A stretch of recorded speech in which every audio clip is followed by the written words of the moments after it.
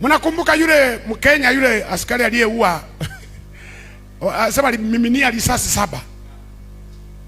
Amemsomesha, sio alisoma Nairobi University chuo gani? Eti kamemaliza shule kanasema baby, I'm sorry.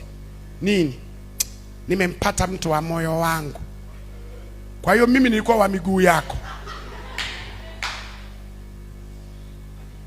Umempata wa moyo. Mimi sorry. Gharama zote nilizokulipia. Sorry. Anawauliza wazazi wake. Mama yake naye anamwambia yule kijana, unajua mwanangu, nikwambie kitu. Mapenzi hayalazimishwi. Kwa hiyo kama mwenzako moyo umekataa, achana naye. Na zile hela zangu hiyo ihesabie kama charity. Nili contribute kuchangia yatima, kuchangia nani? Akakumbuka yuko na bunduki nyumbani, kajaza risasi zikamiminwa.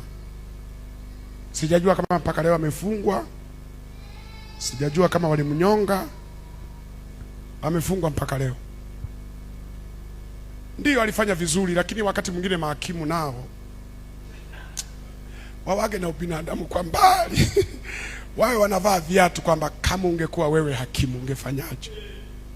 Kosa tu ni ile la kuua mtu, ndio alifanya makosa.